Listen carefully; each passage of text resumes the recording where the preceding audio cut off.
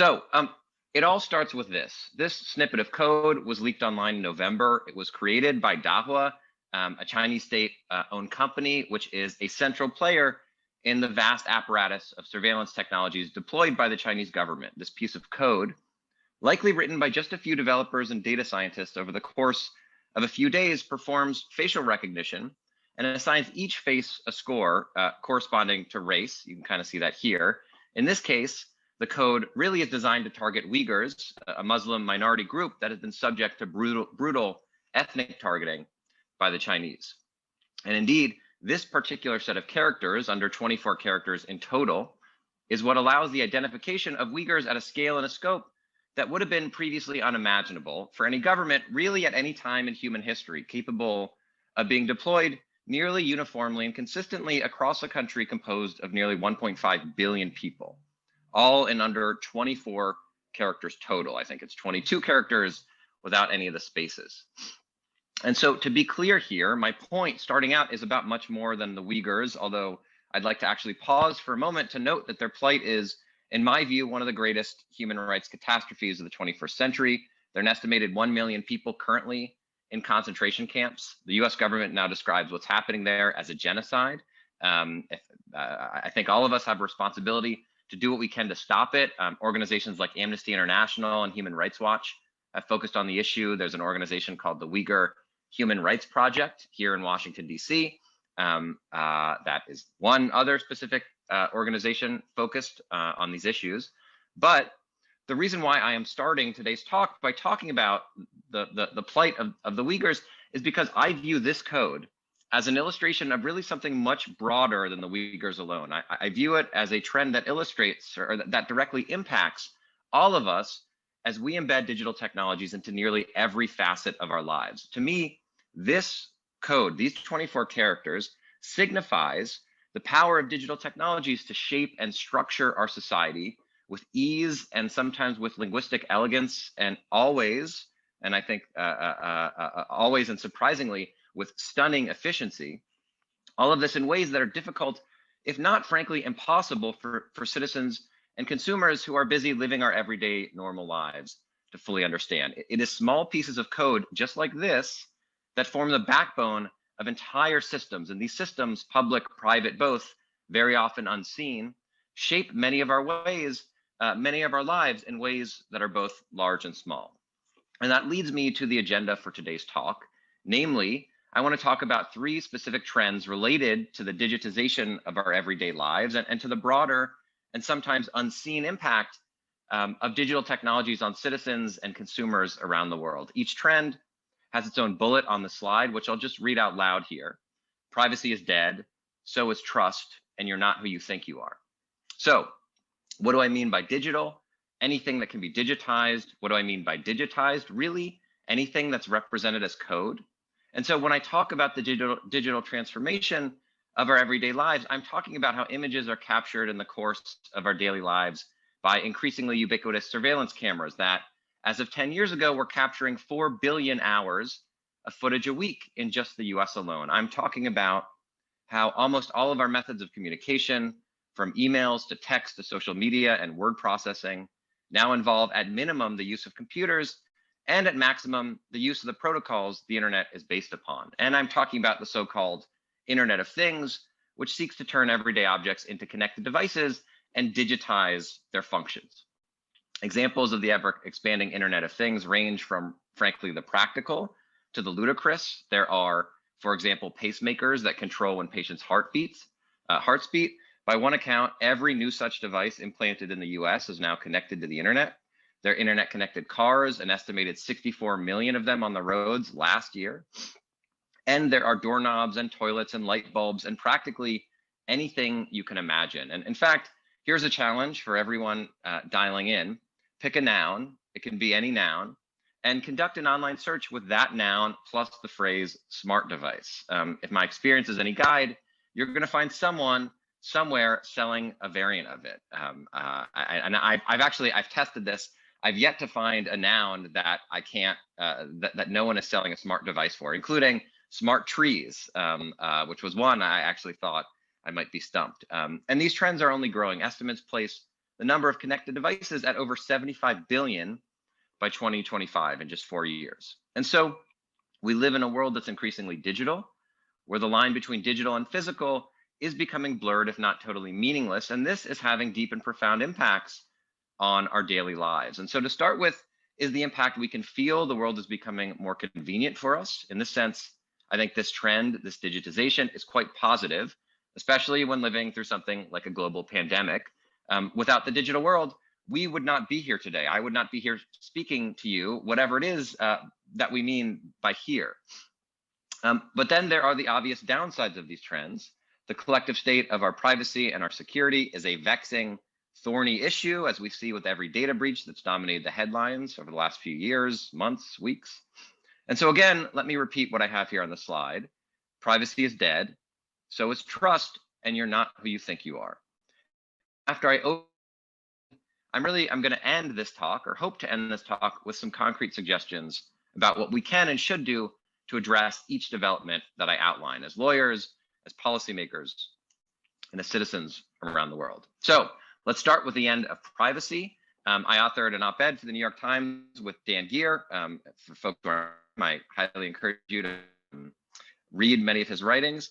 We authored this a few years ago. It was entitled "The End of Privacy," depicted here. And we talked about the growing trend of data breaches and the resulting deterioration of our privacy.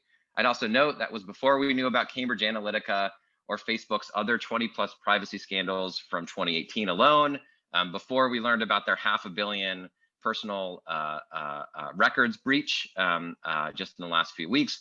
This was before SolarWinds. It was before any of the number of major hacks that have occurred since then. And the essence of our argument was that privacy, dating back to the 1890 seminal law review article by future Supreme Court Justice in the US, Louis Brandeis, and attorney Samuel Warren, privacy has really been defined as the right to be let alone. Now, the right to privacy actually has a much longer history.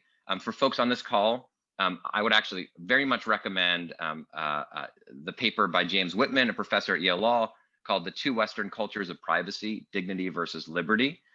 He really, I think, brilliantly chronicles the history of privacy, particularly as it relates to tensions between continental conceptions of privacy in the EU and kind of Anglo-American conceptions of privacy, which I think actually helps to highlight why many of us, when we say privacy, we mean different things. But for the purposes of this talk, Brandeis and Warren's notion will do for us for now, again, the right to be let alone, because I think it captures a fundamental assumption really underlying all notions of privacy up until today. And that assumption is that there is a quantifiable difference between being observed and being identified.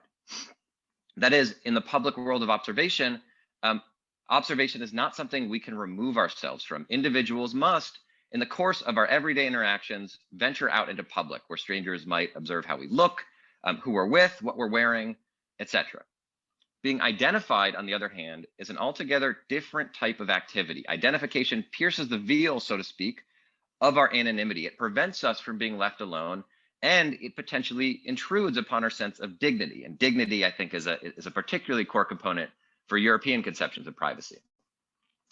But this is the essence of our argument, and I would venture, I think this is the essence of the modern day.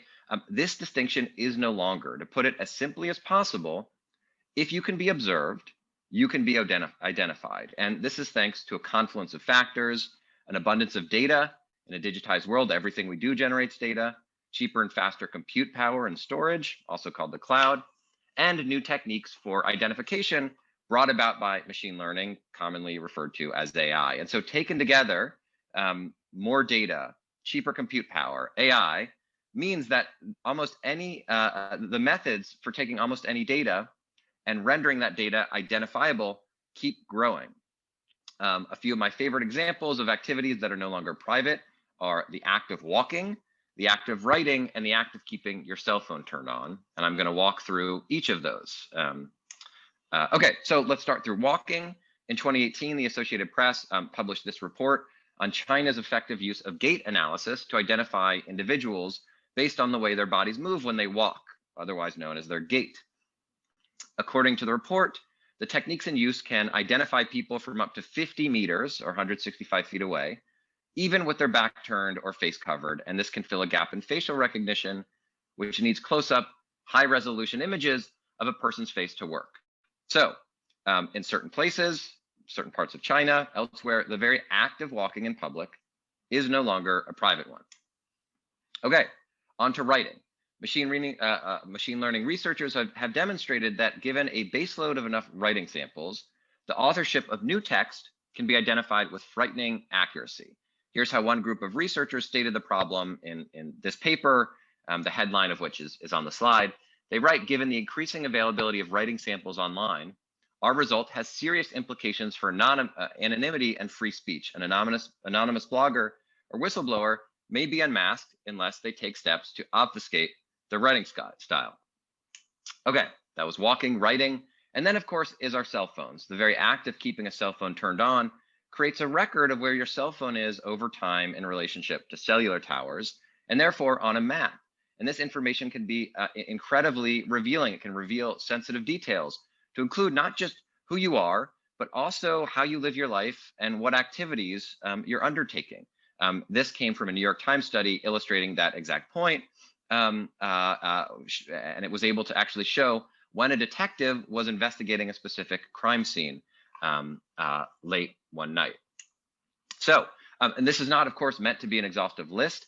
If everything we do generates data, and data at large enough volumes generates insights we can't predict, the types of intimate insights that arise from our data are only going to grow. And here's the key, these insights will continue to surprise us. That is, after all, the entire value of these new technologies. Human minds cannot predict or sometimes even understand them.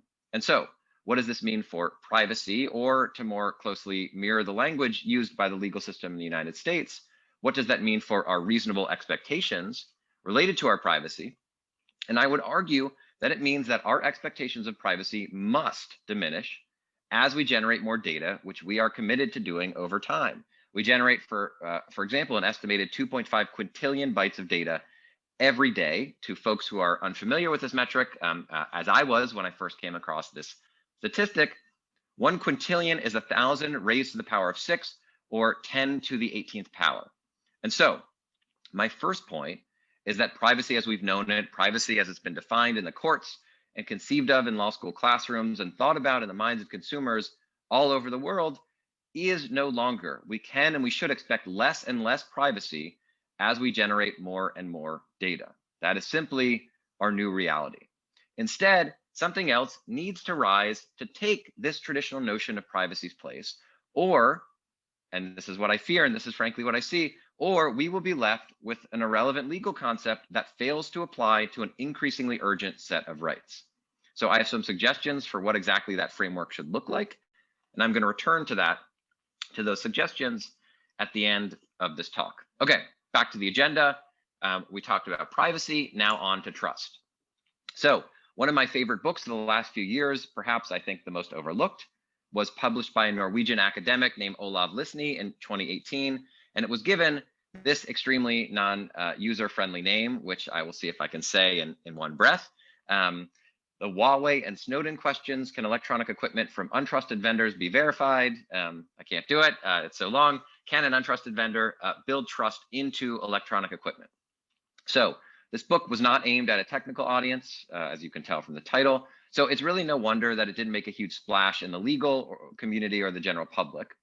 But its conclusions, I think, are deeply impactful to every one of us today. And so here's Olav's story. A few years ago, the Norwegian government realized that it bought almost all of its critical technology from outside of Norway. With a population of just over 5 million people, it would be expensive to try to make all of their critical technology internally. You can think of the software that runs things like electric stations, water pumps, and cellular towers. And so the government there came up with a pressing national security question, which was this: how could it trust the technology that it was increasingly reliant upon? What could Norway actually do to verify that the software it was using was trustworthy? And that's where Olav came in. Olav looked into the question, first for the government on a commission, and it later culminated in this book that he published. I also think there is a PDF of that book online for free, published by Springer, if folks are interested. So Olav's answer: The government simply could not verify software as trustworthy, and in fact, no one can. The very nature of our current software systems, the very complexity underlying them, their supply chains and more, makes it impossible to detect intentionally inserted vulnerabilities into software by software makers. So to be clear, in traditional information security, we think of the adversary and the vendor as being unrelated, as being two different parties. But instead, the question Olaf focused on was, how do we know that the people we're buying software from haven't sabotaged it somehow? How, for example, can we prove they're not trying to surveil us through the software, or that there isn't something like an intentionally implanted kill switch that would render the software unfunctional? And so public examples of this type of attack are few and far between. The same year the book was published, the cover of Bloomberg Business Week in the US featured a highly controversial story that alleged factories in China implanted a tiny microchip, not much bigger than a grain of rice, into circuit boards designed for data centers. You can see a picture of that here. And this was alleged to have impacted almost 30 US companies, including Amazon and Apple. According to the article, the chips allowed the attackers to create a stealth doorway into any network that included the altered machines. So this would be one example of the type of worry Olav was addressing. Another comes from Volkswagen's so-called Dieselgate scandal, in which the automaker inserted software into its diesel cars that intentionally defrauded emissions testers. So basically, VW's engine software would look to see if laboratory emissions tests were being conducted, in which case it would activate its advertised emission controls. Otherwise, the cars would emit up to 40 times more emissions in real-world driving. In this way, Volkswagen ended up fooling regulators and consumers, all of whom thought they were interacting with relatively environmentally friendly cars. And so Olav looked at basically every component of a software system, and he determined that in nearly every dimension, a software vendor can hide malicious code from consumers with relative ease.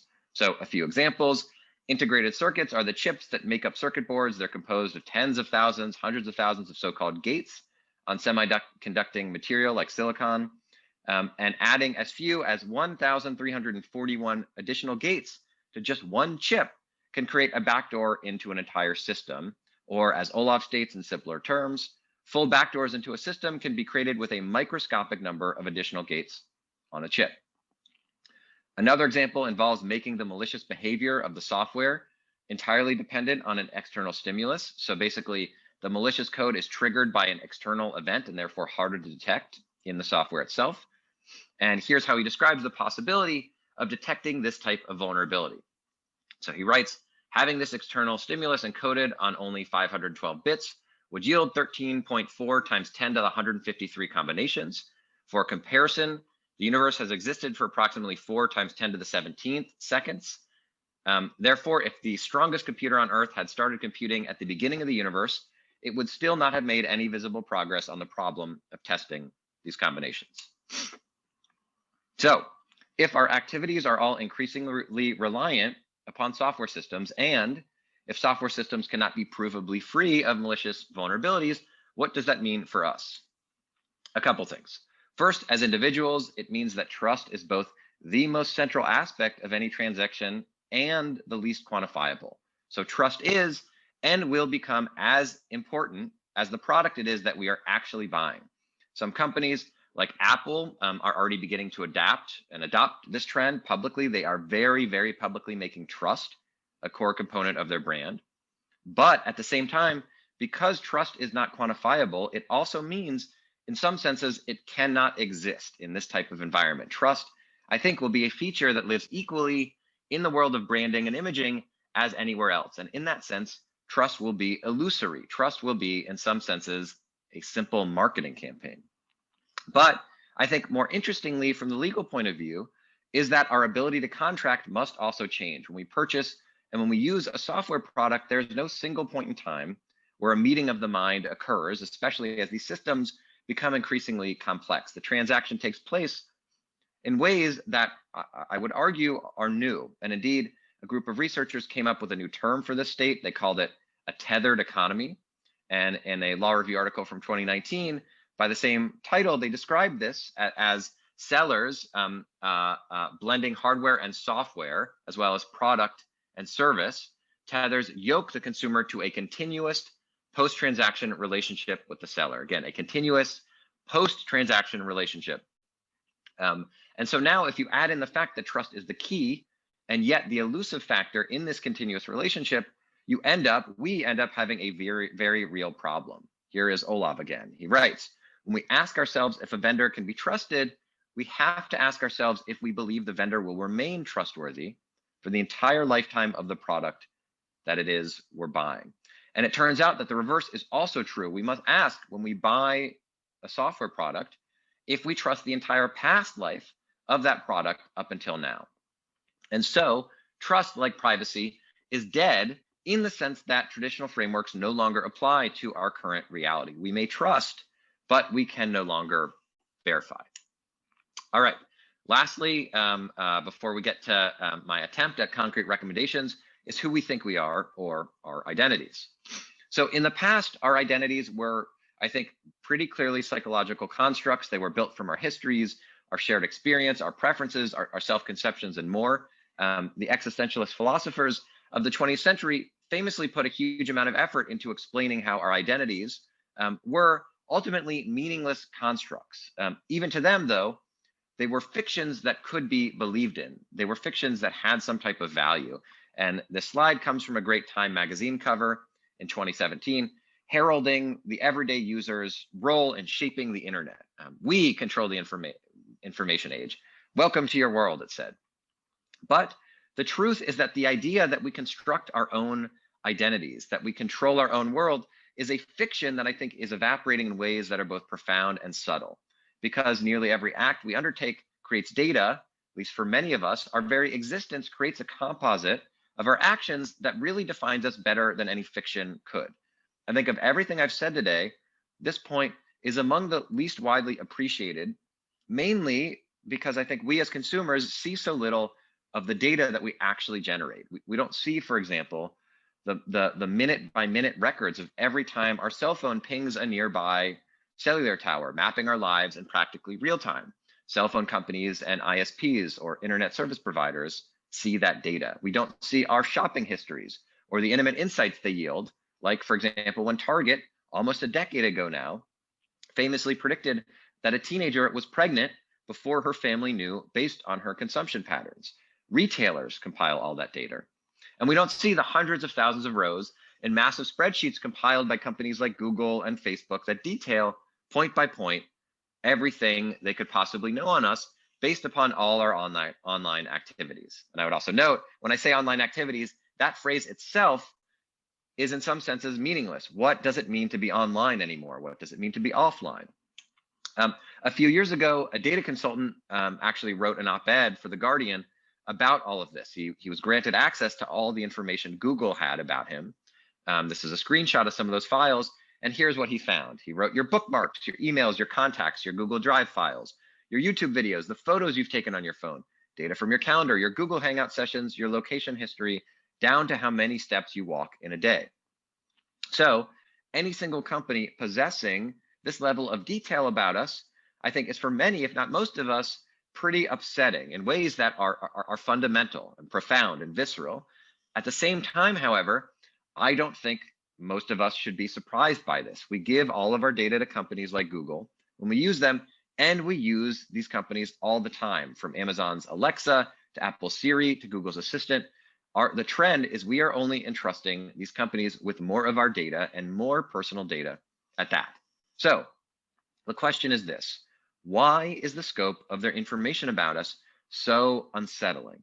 And the answer, in my view, is that at least partly, this scope represents a loss of agency. It is now entirely possible for these companies, based on the data we generate, to know more about ourselves than we do. We cannot store or harness all of our own data as individuals, not computationally, certainly not mentally. Instead, our brains are meant to use selective bits of data to create fictions that represent us and our world, our identities.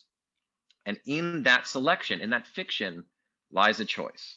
But as we realize that other organizations can profile us better than we can understand, and critically, that other organizations can make predictions about our preferences and our past and our future activities better than we are able to on our own, we will watch some semblance of our autonomy recede.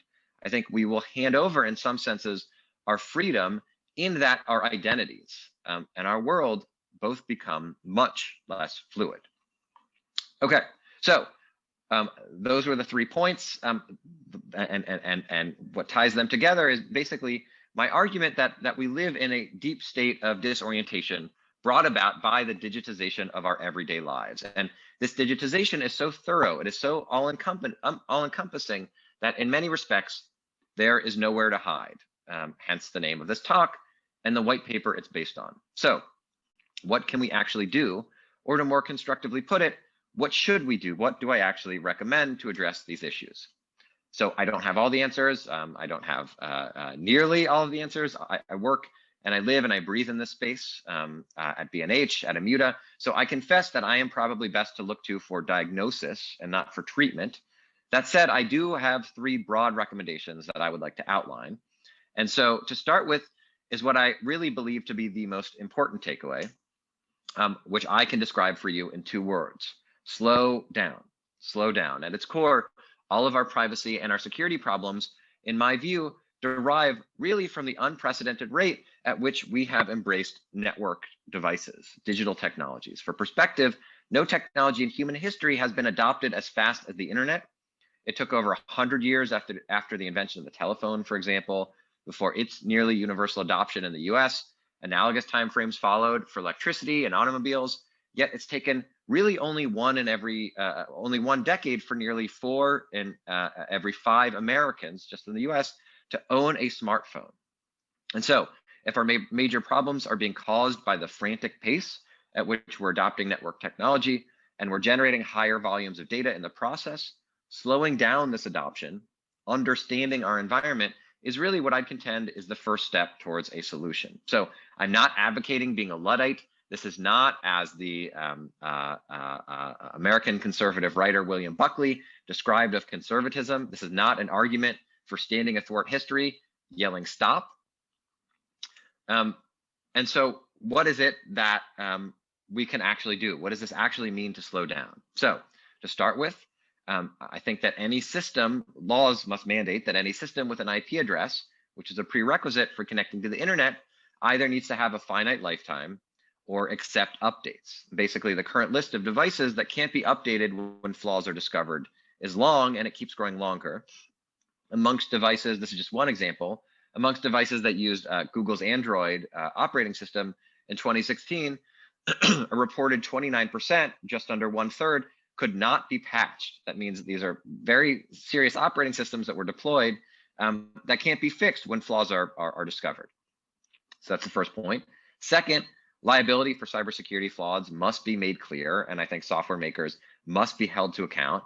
Currently, the biggest penalties for cybersecurity defects tend to relate to failures in reporting after breaches or to misrepresentations in a product's terms of service, but neither contributes to safer code, or at least neither sufficiently contributes to safer code. And so instead, we need to clarify, lawmakers, regulators need to clarify what constitute minimum cybersecurity requirements, and we need to standardize liability when these benchmarks are broken. And this will, in turn, reduce the pace of adoption, causing vendors to slow down a process that, right now, prioritizes speed to market above all else. Last in the category of slow down is something that I think tends to be very frequently overlooked, which is that we need to preserve analog alternatives to digital capabilities. I wrote an article actually about this on Lawfare just at the start of the pandemic, and I argue that this is a moral imperative of preserving analog alternatives to digital capabilities. It's an economic imperative, and it's also a national security imperative, all wrapped into one. And so basically, instead of focusing solely on securing digital systems, we need to also broaden our efforts to ensure that critical activities such as payment, using money, making purchases to at the very heart of our capitalist economies, need to have alternative methods for operating should a cybersecurity flaw sever their access to the internet. Right now, we see, I think, kind of like warning signs in the aftermath of major natural disasters where folks literally can't transact because our reliance on digital currency is so high. So I can't say at this moment every single analog system that must be preserved, but the main point is that as we embrace new technologies, we cannot, or at least we should not, blindly replace all the systems they're meant to improve in the rush to adopt all of these new technologies, which is really what I think we have been doing and where I think we're heading, absent more consideration. All right, so that was the slow down recommendation, and I promised 2 more. So second, we need to stop thinking about consent as central to protecting our privacy. It is not. It is becoming less meaningful every day. For perspective, almost all current privacy frameworks are predicated on gaining user consent in one way or another. That's why all of us have to agree to so many terms and conditions and cookie banners when we're browsing online. And the basic idea behind that is that users can, at the point where we hand over our data, really meaningfully understand what we're trading it in for. We can be educated in some sense to sufficiently understand what that transaction is about. At root, though, that is simply not true. That is incorrect. The value of machine learning as applied against our data lies in its unpredictability. And as a result, true value from data can only be recognized at scale and significantly at a later point in time. So what does that mean? It means we will never fully be able to understand what it is we are consenting to and to reassert control over our data, which is, I would contend, the central aim of privacy, no matter what continent you are trying to make privacy regulations on. And so to reassert control over our data, we need to think about this framework differently. We need to think differently about what it means to trade our data for any object of value. And so I think central to a more robust construct are purpose restrictions on data, which set what use cases certain data can and cannot be used for outside of any particular transaction. For this audience, I think the GDPR actually does a very, very good job on this with the main and quite stringent 6 legal bases for processing data. So this is something authorized by the government. It is a positive right that derives from legislation. And what I'm suggesting is that around the world, we learned from this approach in the GDPR to make purpose restrictions central to protecting our privacy. And for this audience, I would also suggest that one of those 6 legal bases, consent, which is heavily relied upon, should be minimized or frankly even removed. Big picture, if an organization does not know what the data will be used for, they should not be able to collect it with limited exceptions, which if we have time, I'm happy to talk about those exceptions. Okay, third and last is our paradoxical need for more data. If we cannot understand our digital environment, we must do better to situate ourselves within it by gathering data in as close to real time as possible. Now, there's a default assumption in the world of data science that more data leads to better insights, which is not exactly what I'm advocating. What I'm saying is that in this case, no data leads to no insights, which is where we all too frequently find ourselves. And so we need to do a better job of facilitating access to data about our environment across organizations. And I would say that this doesn't hold for the big tech giants. We're at a point where I think the biggest companies don't have this problem. They actually can meaningfully understand the digital world. It is everyone else. It's smaller companies, medium-sized companies, consumers, researchers who have a much harder time understanding what is happening in cyberspace. And so my argument here is that at the same time, the data must be better protected. It must also be easier to access. This is a seeming paradox, I know, but there are actually technical solutions that make this problem less intractable than it seems. Specifically, there's a group of technologies referred to as privacy enhancing technologies, or PETs, that facilitate the use of data while also protecting its privacy and security. These technologies include techniques like differential privacy, federated learning, and more, and they will be, I believe, a key to a future where data is put to use intelligently for all of us. And I would also just make one additional point for this audience, for the European privacy audience, which is that I think especially regulators in Europe have been hampered by the fact that definitions of anonymization leave almost no room for risk. They basically assert that for data to be anonymized, there can be absolutely no chance that that data could lead to re-identification. And I think that is something that needs to go. There are ways to tackle a lot of these issues that I've described in ways that are reasonable without getting to a level of zero risk threshold. So, all right. just to sum up, those are my 3 recommendations. If I can leave you here with any single takeaway from these points today, it would be that traditional barriers and concepts, privacy, trust, identity, even contracts, are eroding in the sense that they don't clearly or directly apply to the digital world that we increasingly inhabit. These old conceptions are in many cases collapsing under the weight of the changes that digital technologies have inflicted on our lives. Indeed, there's a concept known as perimeter collapse in the world of cybersecurity, where due to the complex mixture of all the applications and software systems we're adopting, the idea of clear perimeters, of clear walls and boundaries, of inside is my area and outside is your area, are eroding. And that concept is what's depicted here in the slide by this wall, this perimeter collapsing.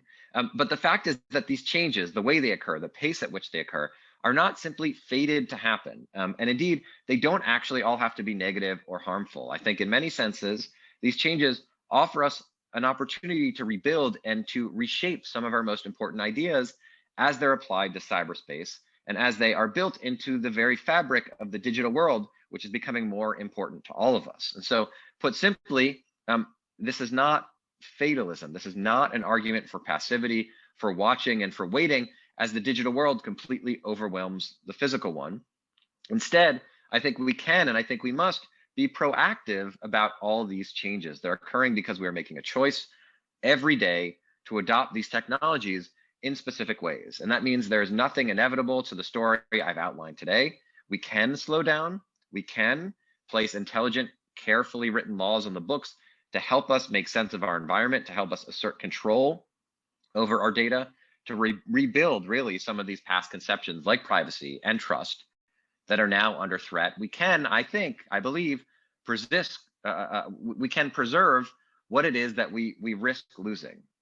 And the real question, I think, facing all of us is what's stopping us. So with that, I want to thank everyone for coming to hear me talk.